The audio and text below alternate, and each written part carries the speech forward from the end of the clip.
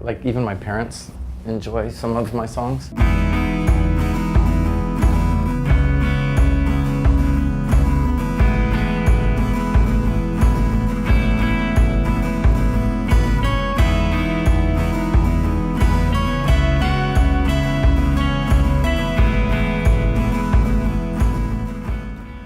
I mean, it's song-based, which is kind of different from certain genres of music.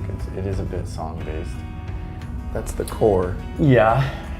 I mean, it's pretty accessible, I would think. Like even my parents enjoy some of my songs. There's aspects of it that are sort of what people call retro. Yeah. Sometimes. Or traditional. Traditional. It's fairly eclectic in its influences. There's country music influences. There's so many different influences. Electronic, folk, rock and roll. Yeah. New wave. It's a lot of, it's so vague. Like it'd be really easy if we're a really big EDM band. Yeah, that would be much easier. I usually will, like, as soon as I have an idea that I'm into, I'll throw up some version of it on the computer. James it's kind of like you're ready to make a podcast. So yeah, I have an RA20 mic. And it's on a very agile... What is that, a gimbal or something? Yeah. I can grab it, and so I'm at the computer, I'm looking at the screen, and I've got a mic right in my face until I don't want it, and then I can throw it away and it just goes ring. I thought that was cool. I had never seen that before. You know, it's so modern. Like you're in control of engineering. The mic's right there, and you can edit and then if I have I'll often be doing this while I'm drinking or doing some other drug, and so I'll have an idea and I'll need to just get it down, and so I can just do that. Like it'll be like a guitar idea or something, but I'll just record it with my mouth. Right, but it's a very simple setup, but it's so simple super, for me. Super hi-fi. So that's what I'm saying. You can do it while you're drunk. Yeah. You can do what I do, inebriated. Yeah.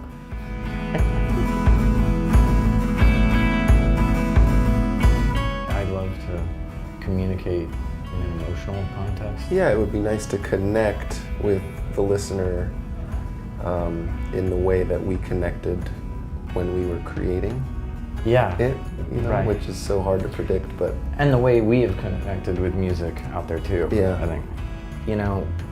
Humans love to express themselves and we love to communicate, and that's what art is kind of this elaborate version of this.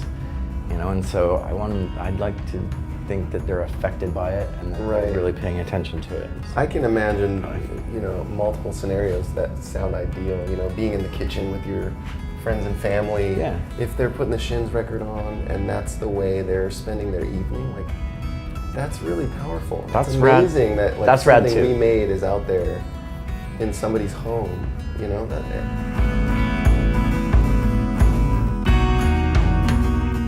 Well, out on the road, we listen to music a lot backstage. And we have these little speakers we have Bluetooth speakers, that sort of thing. And any one of us can tap into it with our phones wirelessly, so. And even accidentally, if somebody's listening to or watching porn in their bunk, it can sometimes... It wasn't me, but... It wasn't me. That did... But that has happened, and it's a mystery as to who. It could have been one of the crew members, we don't know, but it took over our Bluetooth situation. Whatever. We share a lot of music backstage. Yeah. I feel like I've listened to more music hanging out with you guys in the last few months. Me too. Than I have in the year before. Yeah, it's like a party every night backstage before we play, and we kind of get amped up sharing music together. Yeah. I remember the first time I ever put a Walkman on. It blew my mind. I had never heard music so clearly. That was the first headphone experience you had? It might have been. That's amazing. I don't remember I don't remember my dad ever having headphones until my sister and I each got a Walkman for Christmas.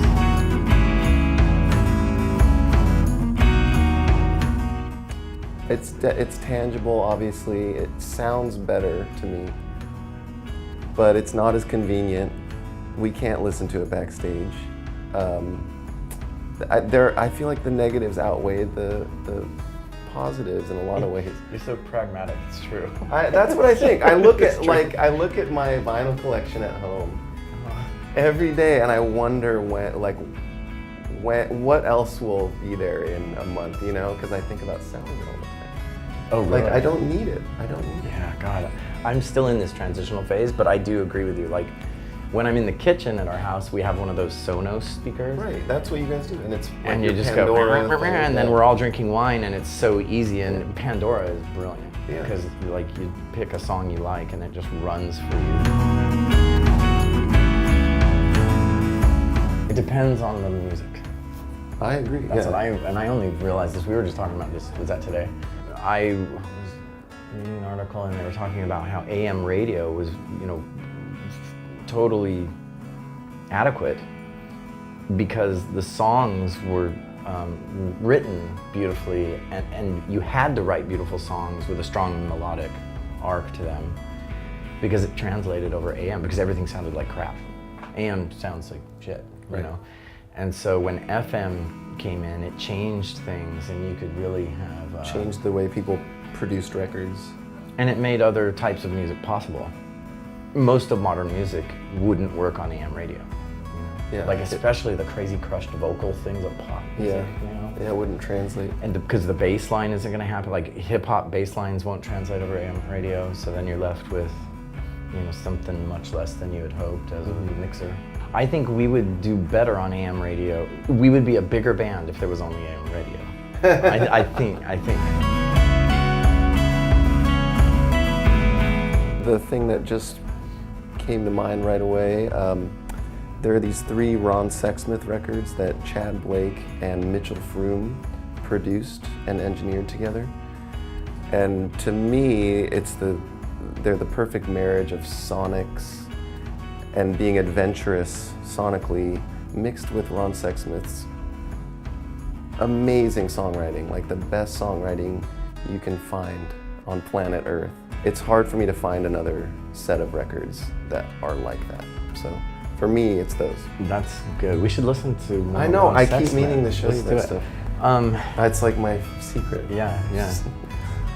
I was just thinking about how cool I think the production was on Harvest, the Neil Young. Oh yeah. And it's because it's so bare bones. It kind of feels like, it almost feels like that first moment when, you know, you do the thing on your phone and you record the idea. Like it doesn't feel overly overwrought or whatever. Or a lot of the songs don't. Some of them are like big production numbers, but that record's really strong. I love it when my kids crack up and that's have good. an Children laugh. uncontrollable outburst of joy. Those are good sounds. Those are good sounds.